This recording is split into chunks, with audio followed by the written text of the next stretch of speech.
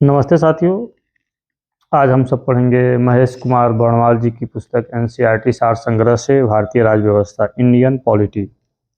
तो इसके अंतर्गत हम लोग देखेंगे कि भारतीय संविधान का कैसा संरचना रहा। तो आइए देखते हैं। भारत का संवैधानिक विकास constitutional development of India regulating act 1773 द्वारा सर्वोच्च न्यायालय की स्थापना कहाँ की गई थी? तो कलकत्ता में 1774 ईस्वी में।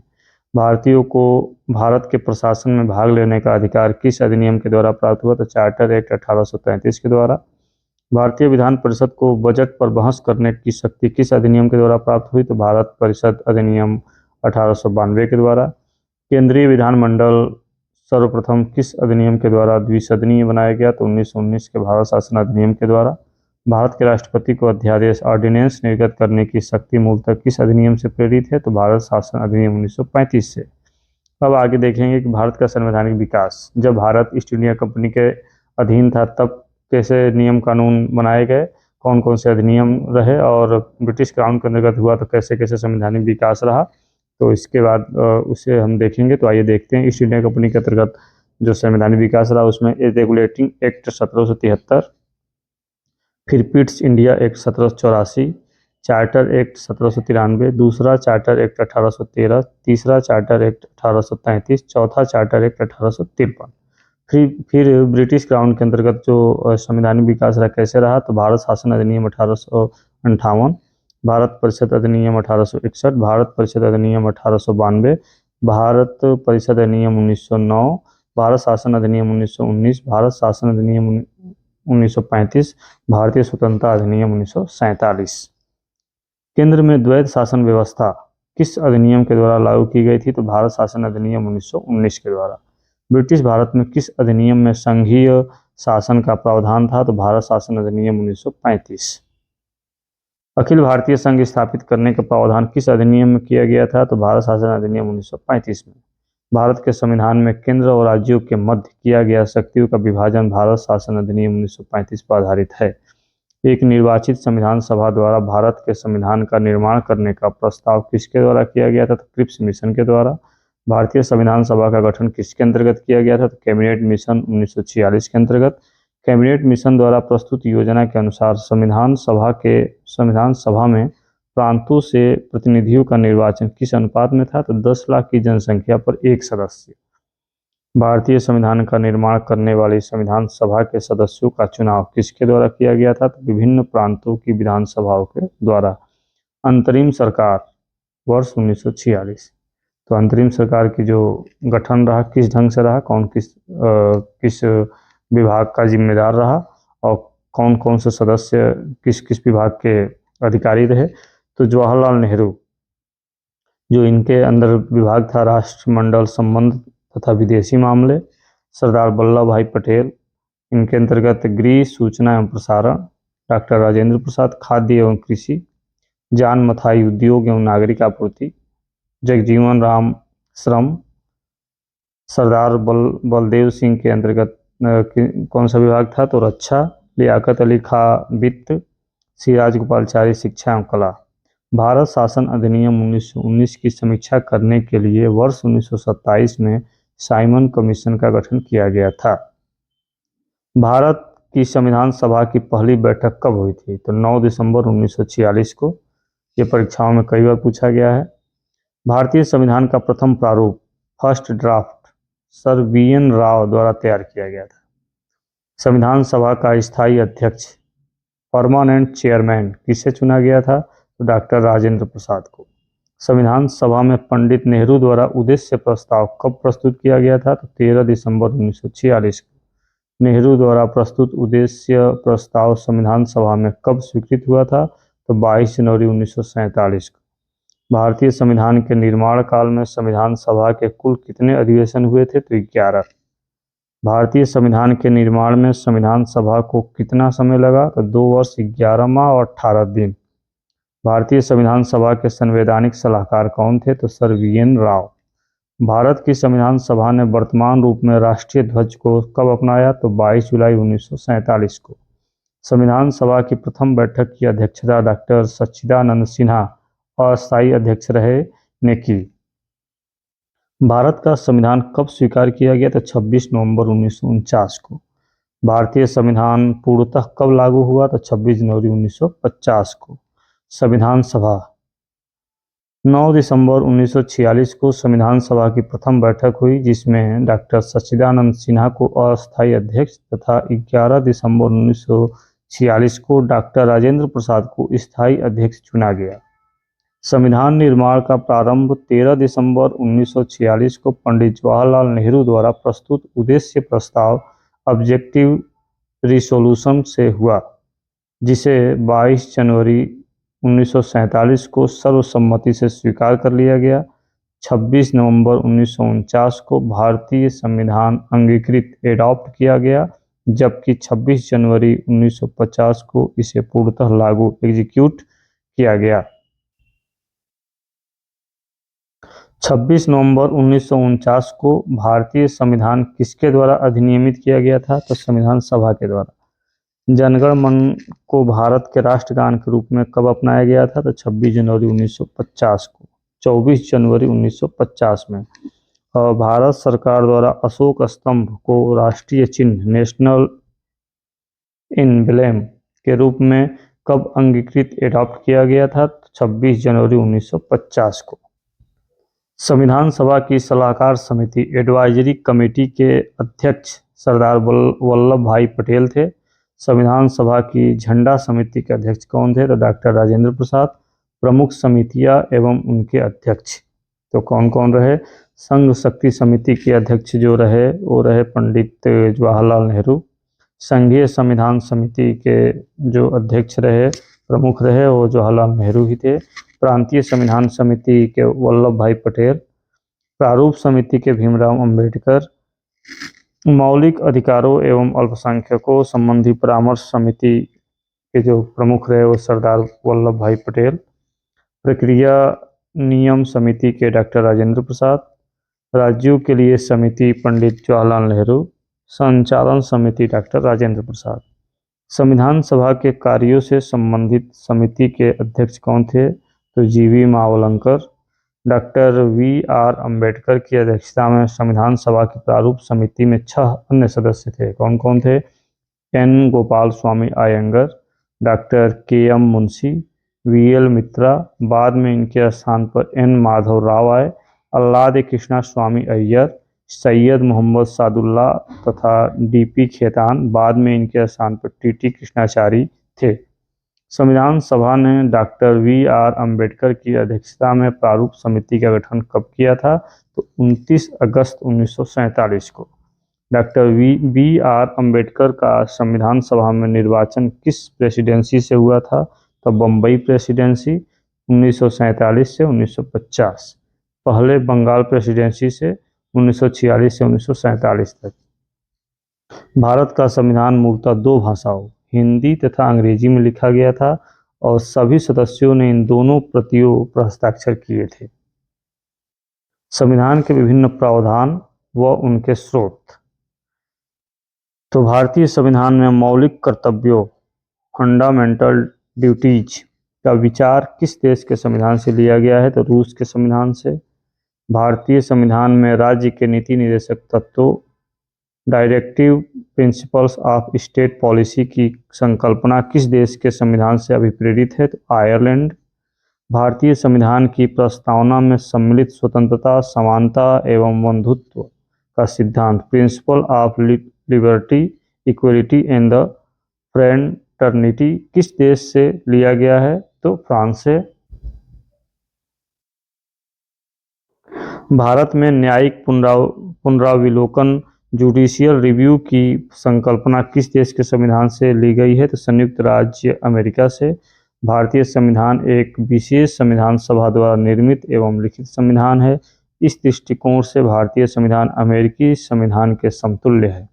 भारतीय संविधान में संवैधानिक संशोधन कॉन्स्टिट्यूशनल अमेंडमेंट का प्रावधान किस देश से लिया गया है? तो दक्षिण अफ्रीका से।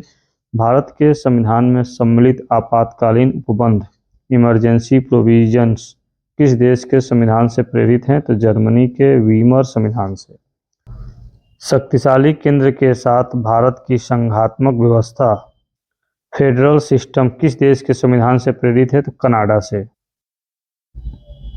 भारत के संविधान में सम्मिलित समवर्ती सूची कॉन्करेंट लिस्ट किस देश से ली गई है? तो ऑस्ट्रेलिया से। भारतीय संविधान में निहित विधि द्वारा स्थापित प्रक्रिया प्रोसेस इस्टेब्लिश्ड बाय लॉ किस देश के संविधान से ग्रहण की गई है? तो जापान के संविधान से।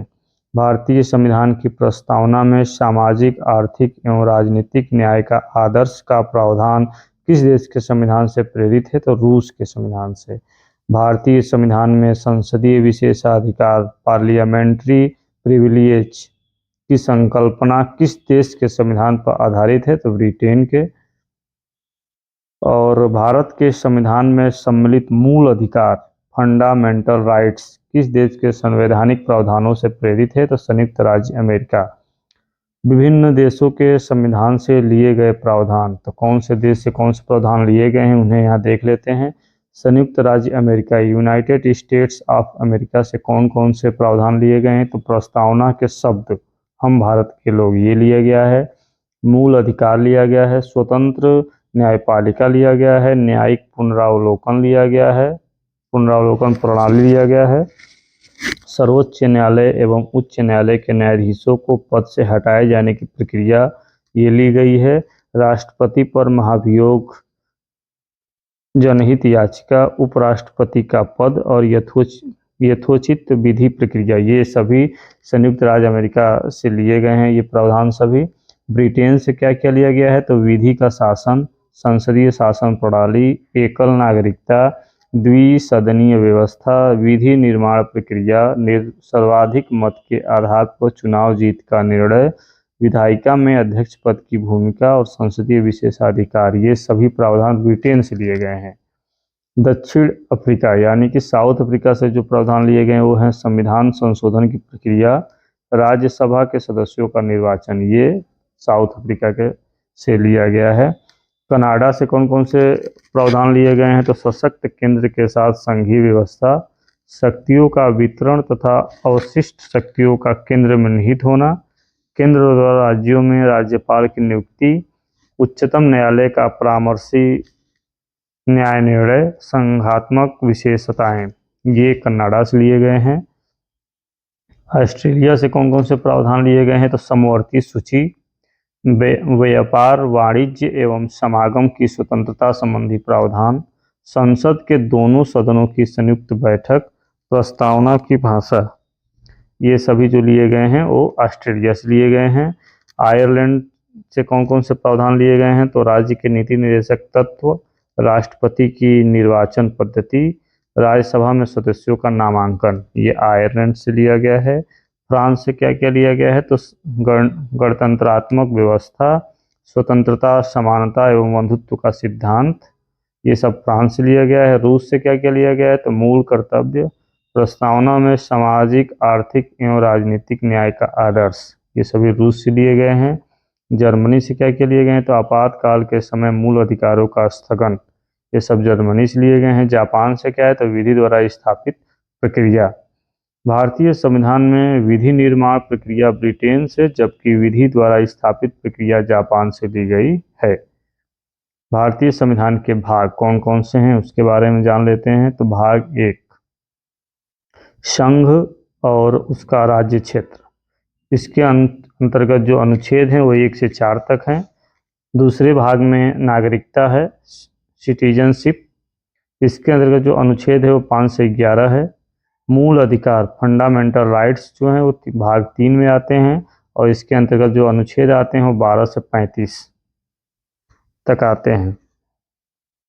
भाग 4 में है राज्य के नीति निर्देशक तत्व, इसके अंतर्गत जो अनुच्छेद आते हैं वो 36 से 51 आते हैं।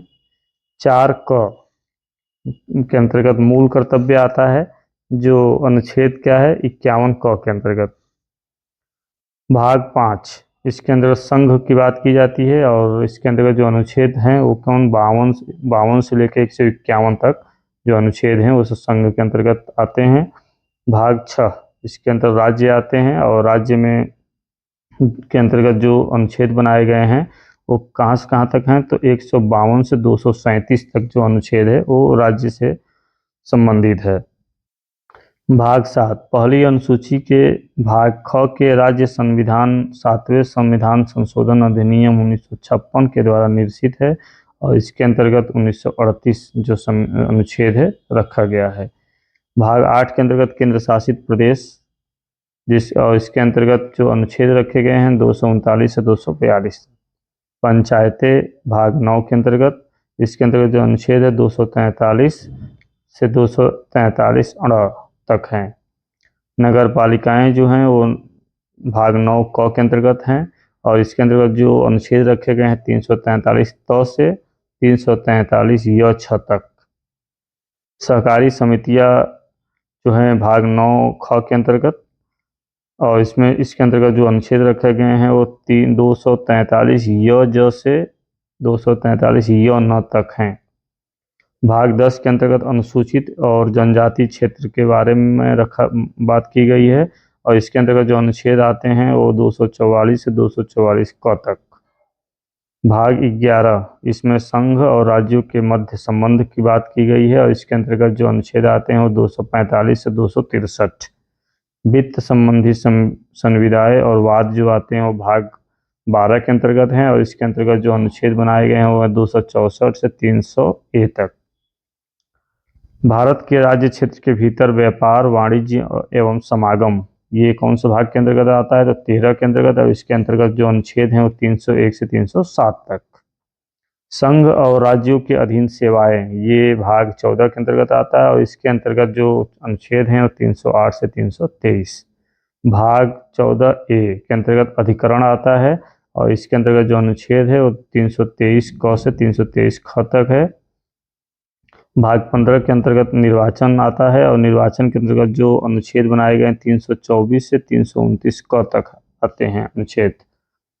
कुछ वर्गों के संबंध में विशेष उपबंध जैसे अनुसूचित जातियों, अनुसूचित जनजातियों, पिछड़े वर्गों एवं आंग्ल भारतीयों के संबंध में विशेष उपबंध है जो भाग 16 के अंतर्गत आता है और इसके अंतर्गत जो अनुच्छेद बनाए गए हैं वो 330 से 342 तक। राजभाषा ये भाग 17 के अंतर्गत है और इसके अंतर्गत जो अनुच्छेद हैं वो 343 से 351 तक। आपात उपबंध जो है भाग 18 के अंतर्गत है और इसके अंतर्गत जो अनुच्छेद हैं वो 352 से 360 तक। प्रकीर्ण जो है वो ये कौन से भाग के अंतर्गत आता है? तो ये भाग 19 के अंतर्गत और इसके अंतर्गत जो अनुच्छेद रखे गए हैं 361 से 367। संविधान का संशोधन ये भाग 20 के अंतर्गत आता है और इसके अंतर्गत जो अनुच्छेद है वो 368 है। अस्थायी संक्रमणकालीन और विशेष उपबंध जो है वो भाग 21 के अंतर्गत आता है और इसके अंतर्गत जो अनुच्छेद हैं वो 369 से 392 और भाग 22 के अंतर्गत संक्षिप्त नाम, प्रारंभ, हिंदी में प्राधिकृत पाठ और निरसन ये सभी भाग 22 के अंतर्गत आते हैं और इसके अंतर्गत जो अनुच्छेद हैं 393 से 395। भारतीय संविधान के भाग 11 का अध्याय 1 संघ और राज्यों के मध्य विधायी संबंधों को दर्शाता है। भारतीय संविधान में अनुसूचियां कौन कौन सी हैं उसके बारे में जान लेते हैं। तो भारत के मूल संविधान में कुल कितनी अनुसूचियां थी? तो 8। अभी कितनी हैं? तो अभी हैं 12। भारतीय संघ में नए राज्यों के गठन का प्रावधान किस अनुसूची में किया गया है? तो प्रथम अनुसूची में। भारतीय संविधान की प्रथम अनुसूची राज्य के नाम और तथा उसके राज्य क्षेत्र का विवरण प्रदान करती है। भारतीय संविधान में 9वीं अनुसूची को किस संविधान संशोधन के माध्यम से जोड़ा गया? तो प्रथम संविधान संशोधन वर्ष 1951 में जो हुआ उसके अंतर्गत जोड़ा गया। भारत के संविधान की किस अनुसूची में विभिन्न राज्यों में अनुसूचित क्षेत्रों के प्रशासन और नियंत्रण के लिए विशेष उपबंध है? तो 5वीं अनुसूची में। सरकारों द्वारा शुल्क एवं कर लगाने का अधिकार संविधान के किस अनुसूची में उल्लिखित है? तो 7वीं अनुसूची में।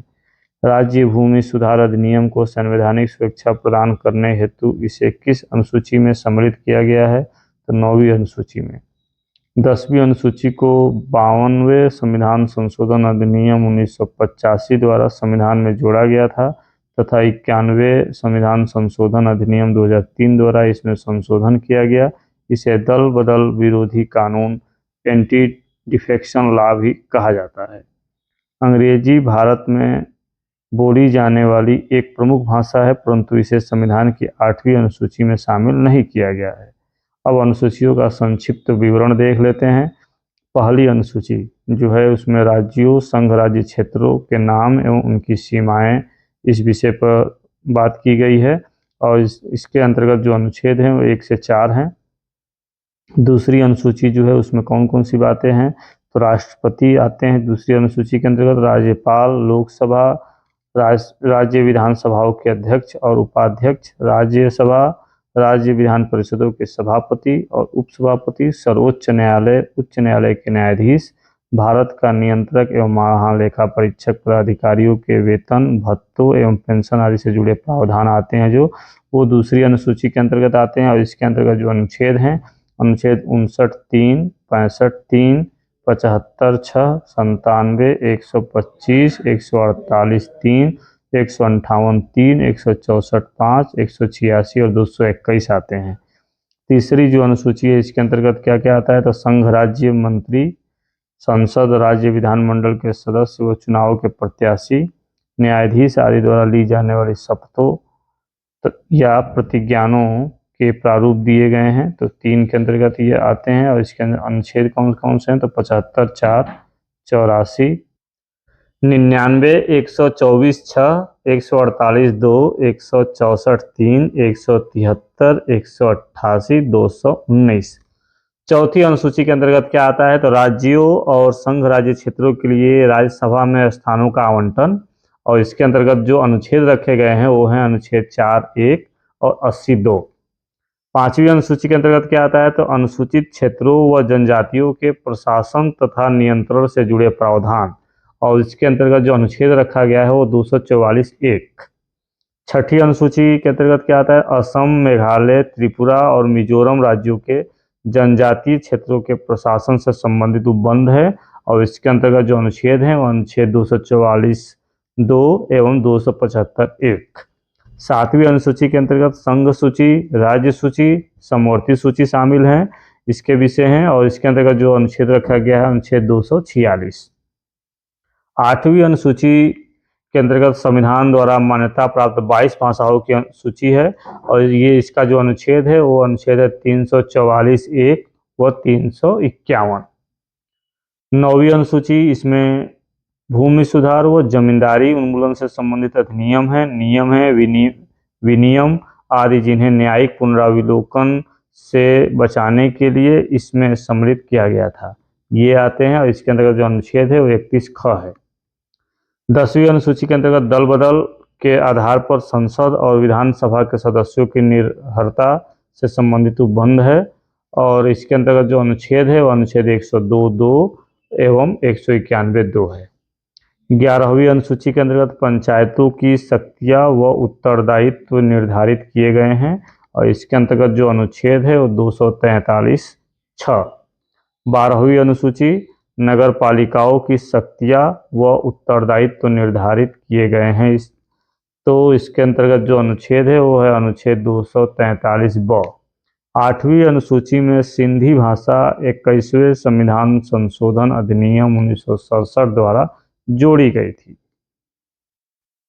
भारतीय संविधान की विशेषताएं क्या हैं, तो संविधान में हमारे राष्ट्र का उल्लेख किन नामों से किया गया है, तो India that is Bharat, India अर्थात भारत। भारतीय संविधान में किस प्रकार की शासन प्रणाली की व्यवस्था की गई है, तो संसदात्मक शासन व्यवस्था में विधायिका का कार्यपालिका पर नियंत्रण होता है। अध्याक्षात्मक शासन प्रणाली का आधारभूत तत्व क्या है, तो एकल कार्यपालिका। भारत की संसदीय शासन प्रणाली एवं ब्रिटेन की संसदीय शासन प्रणाली के मध्य अंतर का मुख्य बिंदु कौन सा है, तो न्यायिक समीक्षा। भारत का संविधान परिसंघीय है, यह किससे निर्धारित होता है, तो केंद्र और राज्यों के मध्य शक्तियों के वितरण से।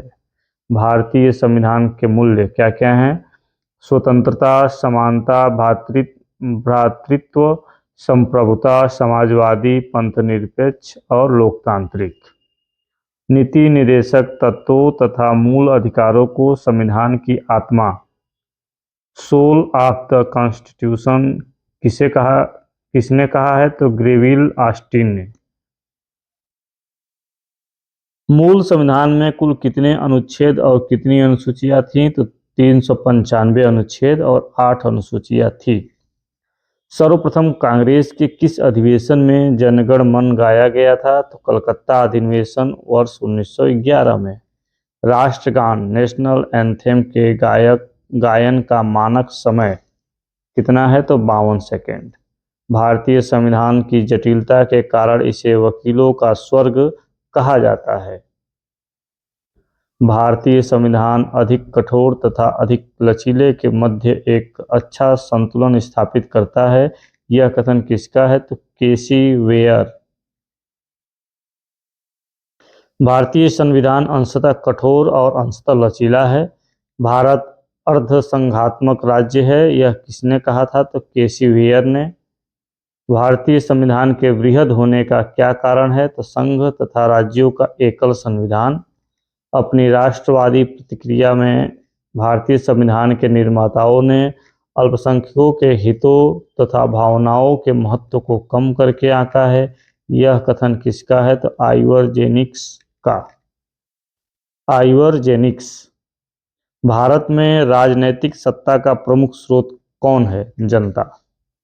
कोई भी संविधान कितना भी अच्छा क्यों न हो, यदि उसे क्रियान्वित करने वाले बुरे व्यक्ति हैं तो संविधान भी बुरा हो जाएगा। यह कथन किसका है? तो डॉक्टर भीमराव अंबेडकर। संविधान को संघात्मकता के तंग ढांचे में नहीं ढाला गया है। यह कथन किसका है? तो डॉक्टर भीमराव अंबेडकर। भारत की स्वतंत्रता के बाद भारतीय राष्ट्रीय कांग्रेस को एक राजनीतिक दल के रूप में भंग कर दिया जाना चाहिए। यह सुझाव किसने दिया था? तो महात्मा गांधी ने। भारतीय संघवाद को सहकारी संघवाद किसने कहा है? तो ग्रेनविल ऑस्टिन ने। अध्यात्मक शासन प्रणाली में कार्यपालिका की समस्त शक्तियां किसमें निहित होती हैं? राष्ट्रपति में। मौलाना अबुल कलाम आज़ाद ने संविधान सभा में वयस्क मताधिकार को 15 वर्ष के लिए स्थगित करने की बात की थी। भारत का राष्ट्रीय पशु कौन सा है? तो बाघ है। भारत का राष्ट्रीय पुष्प कौन सा है? तो कमल है। भारत का राष्ट्रीय पक्षी कौन सा है? तो मोर है। भारत के राष्ट्रीय ध्वज के चक्र में कितनी तिल्लियां हैं? तो 24 हैं। एस.आर. बोम्मई बनाम भारत संघवाद 1994 में उच्चतम न्यायालय ने कहा भारतीय संविधान एक परिसंघात्मक संविधान है। 7वीं अनुसूची के प्रमुख विषय कौन कौन से हैं? तो उसके बारे में देखते हैं। तो भारतीय संविधान के अंतर्गत सिविल प्रक्रिया संहिता किस सूची का विषय है? तो समवर्ती सूची का। जनसंख्या नियंत्रण और परिवार नियोजन तथा आपराधिक मामले भारतीय संविधान की समवर्ती सूची में सम्मिलित हैं। शिक्षा किस सूची का विषय है? तो समवर्ती सूची का। शिक्षा प्रारंभ में राज्य सूची का विषय था, इसे 42वें संशोधन 1976 द्वारा समवर्ती सूची में स्थानांतरित किया गया था। भूमि सुधार किस सूची के अंतर्गत शामिल है? राज्य सूची के अंतर्गत। रेलवे पुलिस किस सूची का विषय है? राज्य सूची का। आर्थिक नियोजन किस सूची का विषय है? समवर्ती सूची का। कृषि भारतीय संविधान की किस सूची से संबंधित है? तो राज्य सूची। पंचायती राज किस सूची में सम्मिलित है? तो राज्य सूची में। दंड प्रक्रिया भारतीय संविधान की 7वीं अनुसूची की सूची 3 या 3rd समवर्ती सूची में शामिल है। विवाह, विवाह विच्छेद और गोद लेना आदि संविधान की 7वीं अनुसूची में किसके अंतर्गत सम्मिलित किए गए हैं? तो सूची 3rd समवर्ती सूची में। तीनों सूचियों से संबंधित प्रमुख विषय।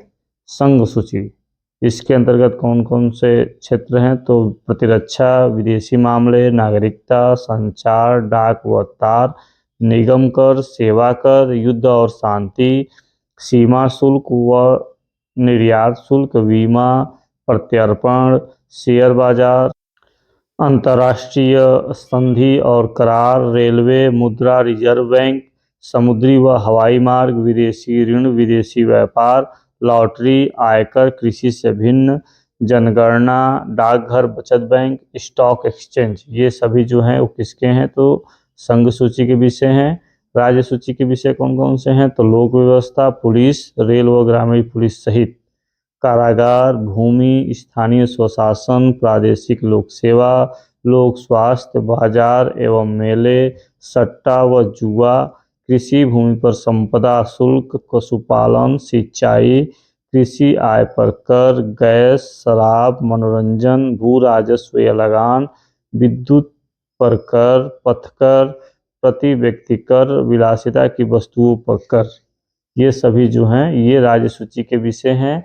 समवर्ती सूची के विषय कौन कौन से हैं? दंड विधि, प्रक्रिया विधि, आर्थिक व सामाजिक योजनाएं, शिक्षा, वन, विवाह व विवाह विच्छेद, कारखाने, मजदूर संघ, खाद्य पदार्थों और अन्य पदार्थों का अपमिश्रण, जनसंख्या नियंत्रण व परिवार नियोजन, न्याय प्रशासन, संपत्ति का अर्जन व अधिग्रहण, विद्युत, बाट माप, वन्य जीव जंतुओं का संरक्षण, समाचार पत्र, पुस्तकें और मुद्रणालय, स्वच्छता व औषधालय, औद्योगिक विवाद, उत्तराधिकार, विधि वृत्ति, चिकित्सा वृत्तियां, कीमत नियंत्रण, जन्म मरण पंजीकरण। वर्तमान में संघ सूची में 98 विषय, राज्य सूची में 59 विषय, समवर्ती सूची में 52 विषय शामिल हैं। उद्देशिका, प्रस्तावना या उद्देशिका। हम भारत के लोग भारत को एक संपूर्ण प्रभुत्व संपन्न समाजवादी पंथ निरपेक्ष लोकतंत्रात्मक गणराज्य बनाने के लिए तथा उसके समस्त नागरिकों को सामाजिक, आर्थिक और राजनीतिक न्याय, विचार, अभिव्यक्ति, विश्वास, धर्म और उपासना की स्वतंत्रता, प्रतिष्ठा और अवसर की समता प्राप्त कराने के लिए तथा उन सब में व्यक्ति की गरिमा और राष्ट्र की एकता और अखंडता सुनिश्चित करने वाली बंधुत्व बढ़ाने के लिए दृढ़ संकल्प होकर अपनी इस संविधान सभा में आज तारीख 26 नवंबर 1949 ईस्वी मिति मार्गशीर्ष शुक्ल सप्तमी संवत 2006 विक्रमी को एतद द्वारा इस संविधान को अंगीकृत, अधिनियमित और आत्मार्पित करते हैं। संविधान सभा में उद्देश्य प्रस्ताव कब प्रस्तुत किया गया था? तो 23 दिसंबर 1946 को। भारतीय संविधान का कौन सा भाग भारत को एक धर्मनिरपेक्ष राज्य के रूप में वर्णित करता है? तो संविधान की प्रस्तावना। भारतीय संविधान की प्रस्तावना में भारत को एक प्रभुत्व संपन्न समाजवादी पंथ निरपेक्ष लोकतंत्रात्मक गणराज्य के रूप में घोषित किया गया है। सर्वोच्च न्यायालय द्वारा ऐसा किस वाद में कहा गया है कि अनुच्छेद 368 के अंतर्गत संविधान की प्रस्तावना में भी संशोधन किया जा सकता है, परंतु यह मूल ढांचे का उल्लंघन करने वाली नहीं होना चाहिए। केशवानंद भारती वाद 1973। संविधान संबंधी विचार। उद्देशिका को के.एम. मुंशी ने, राजनीतिक जन्मपत्री ठाकुर दास भार्गव ने संविधान की आत्मा तथा N.A. पालकीवाला ने संविधान का परिचय पत्र कहा है। अनुच्छेद 32 संवैधानिक उपचारों का अधिकार को डॉक्टर भीमराव अंबेडकर ने संविधान का हृदय एवं आत्मा कहा है। सर अर्नेस्ट वारकर ने प्रस्तावना को संविधान का परिचय पत्र कहा। भारत के संदर्भ में पंथ निरपेक्ष शब्द का सही भाव क्या है? भारत में राज्य का कोई पंथ या धर्म नहीं है।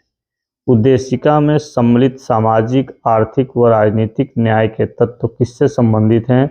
तो 1917 की रूसी क्रांति से। उच्चतम न्यायालय ने किस वाद में यह धारणा प्रस्तुत की कि उद्देशिका संविधान का अभिन्न अंग है? S.R. मुंबई बनाम यूनियन ऑफ इंडिया।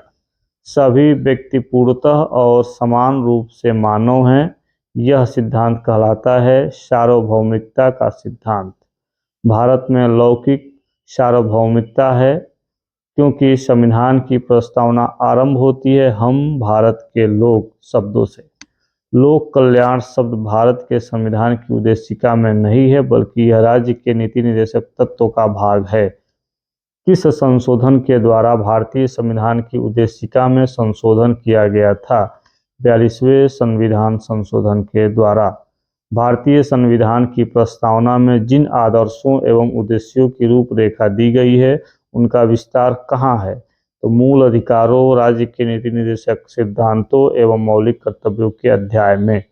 भारत का सबसे महत्वपूर्ण तत्व क्या है? संप्रभुता, समाजवादी, अखंडता, पंथ निरपेक्ष शब्द संविधान की प्रस्तावना में किस संशोधन के द्वारा सम्मिलित किए गए थे? 42वें संशोधन द्वारा।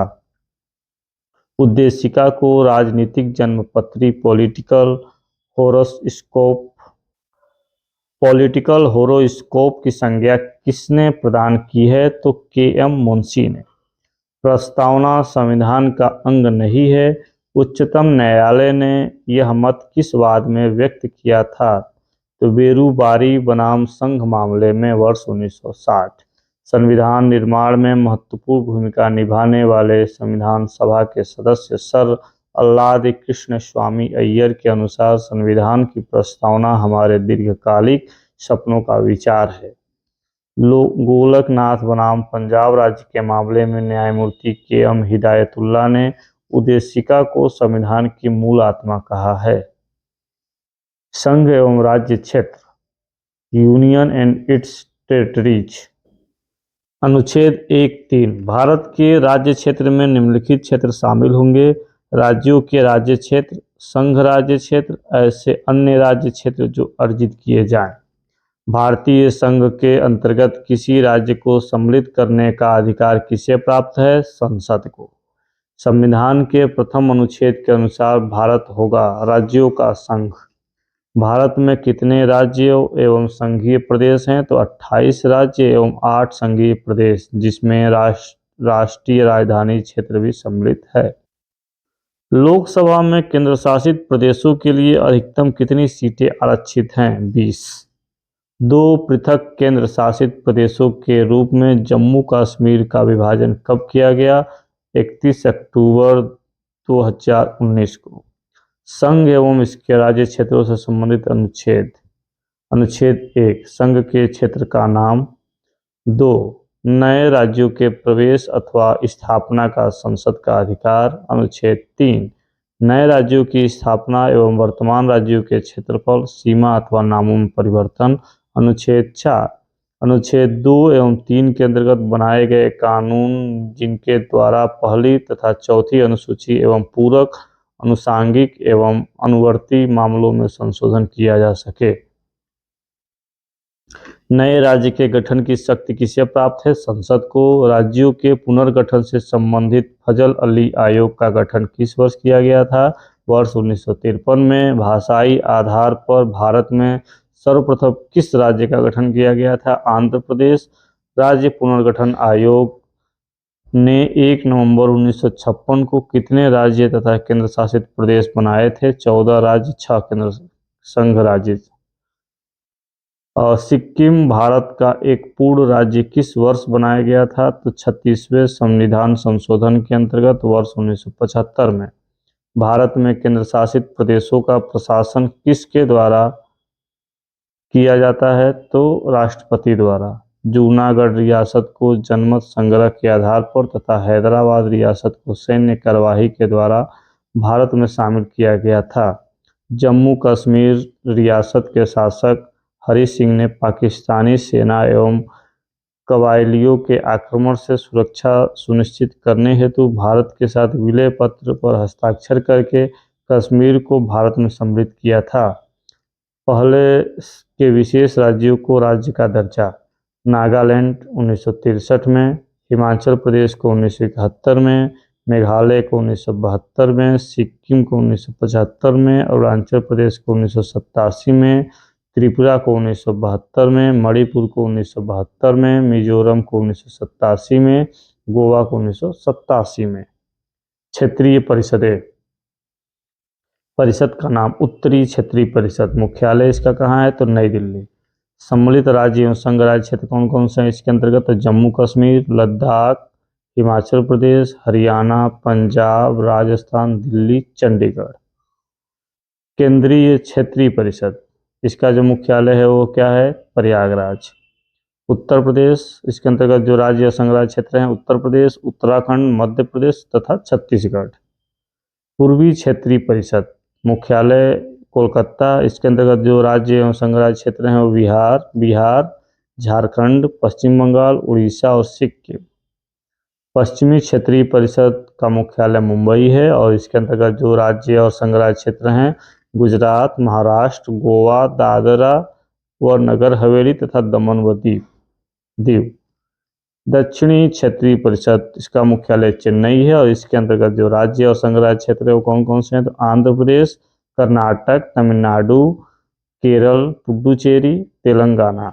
दिसंबर 1953 में फजल अली की अध्यक्षता में 3 संसदीय राज्य पुनर्गठन आयोग का गठन किया गया था।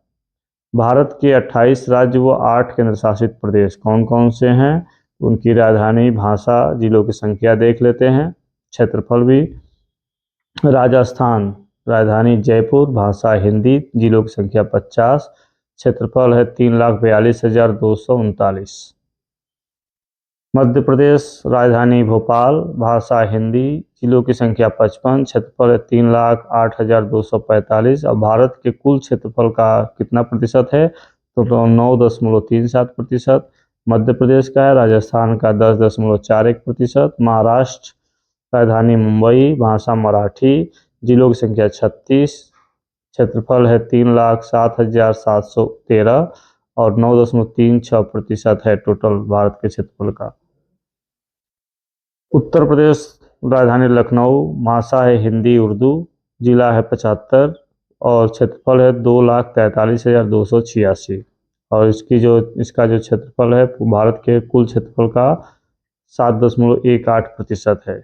गुजरात, गांधीनगर, भाषा गुजराती, 33 जिला, 1,96,024 वर्ग इसका क्षेत्रफल है वर्ग किमी और इसका जो क्षेत्रफल है वो कितना है पूरे भारत का, 5.96%। कर्नाटक, बेंगलुरु, कन्नड़, भाषा है 31 जिला, 1,91,791 वर्ग किमी इसका क्षेत्रफल है और पूरे क्षेत्रफल भारत के क्षेत्रफल का 5.83%। आंध्र प्रदेश, हैदराबाद, भाषा तेलुगु, 26 जिला, 1,60,205 वर्ग किमी इसका क्षेत्रफल है और 4.87% इसका भाग है कुल भारत का। और आंध्र प्रदेश हो गया उड़ीसा, भुवनेश्वर, भाषा उड़िया, राज्य जिला 30, क्षेत्रफल है 1,55,707 और पूरे क्षेत्रफल का 4.73% इसका भाग है।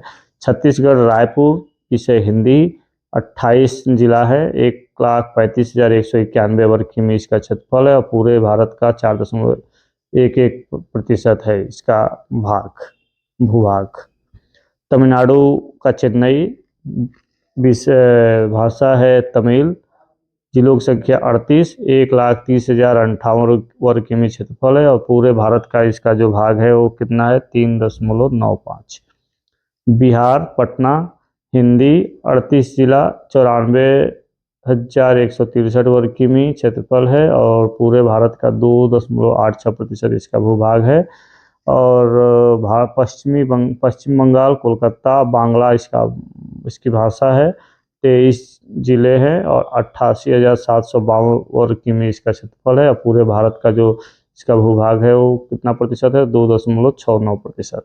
अरुणाचल प्रदेश, ईटानगर, अंग्रेजी यहाँ की भाषा है, 22 जिले हैं और क्षेत्रफल है 83,743 और इसका टोटल भाग है पूरे देश का 2.54%।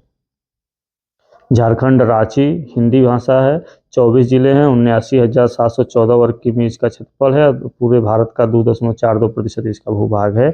असम, दिसपुर, असमिया इसकी भाषा है, 31 जिले हैं, 78,438 इसके क्षेत्रफल है इसका और इसका टोटल भूभाग क्या है पूरे भारत का 2.38%। हिमाचल प्रदेश, शिमला या धर्मशाला, हिंदी इसकी भाषा है, 12 जिले हैं, 55,673 वर्ग किमी इसका क्षेत्रफल है और 1.69% इसका पूरा टोटल भूभाग है भारत का। उत्तराखंड, देहरादून या गैरसैंण, हिंदी और संस्कृत यहाँ की भाषा है, 13 जिले हैं, 55,483 वर्ग किमी इसका क्षेत्रफल है और 1.62% इसका भूभाग है पूरे भारत का। पंजाब चंडीगढ़, भाषा पंजाबी, 23 जिले, 50,362 वर्ग किमी इसका क्षेत्रफल है और 1.53% इसका भूभाग है पूरे देश का। और हरियाणा चंडीगढ़, भाषा हिंदी, 22 जिले, 44,212 वर्ग किमी इसका क्षेत्रफल और 1.34% इसका भूभाग है पूरे भारत का। केरल तिरुवनंतपुरम, मलयालम भाषा है, 14 जिला, 38,863 वर्ग किमी इसका क्षेत्रफल है और 1.18% पूरे भारत का इसका भूभाग है। मेघालय शिलांग, गारो यहाँ की भाषा है, 12 जिले हैं, 22,429 वर्ग किमी क्षेत्रफल है और 0.68% इसका भूभाग है पूरे देश का। मणिपुर इम्फाल, मणिपुरी भाषा है, 16 जिले हैं, 22,327 वर्ग किमी क्षेत्रफल है और 0.67% भूभाग है इसका। मिजोरम आइजोल, मिजो भाषा है, 11 जिले हैं, 21,081 वर्ग किमी क्षेत्रफल है और 0.64% भूभाग है इसका। नागालैंड कोहिमा, अंग्रेजी भाषा है, 11 जिला, 16,579 वर्ग किमी क्षेत्रफल है और 0.50% इसका भूभाग है पूरे देश का। त्रिपुरा अगरतला, बांग्ला भाषा है, 8 जिला, 10,491 वर्ग किमी क्षेत्रफल है, 0.31% इसका भूभाग है पूरे देश का।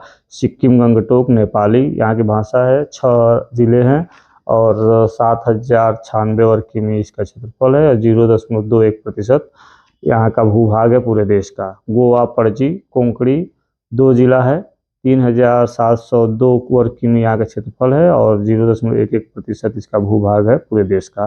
तेलंगाना हैदराबाद, तेलुगु उर्दू, 33 जिला है यहाँ पे और 1,12,077 वर्ग किमी यहाँ का क्षेत्रफल है और टोटल इसका भूभाग 3.40% है पूरे भारत का। केंद्र शासित प्रदेश अंडमान व निकोबार, राजधानी पोर्ट ब्लेयर, जिलों की संख्या 3, क्षेत्रफल है 8,249 वर्ग किमी।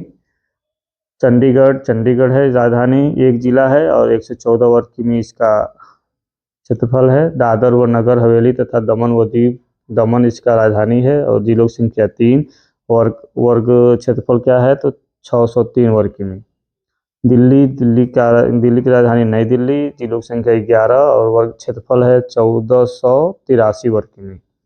लक्षद्वीप कवरत्ती, 1 जिला है और 32 वर्ग किमी इसका क्षेत्रफल है।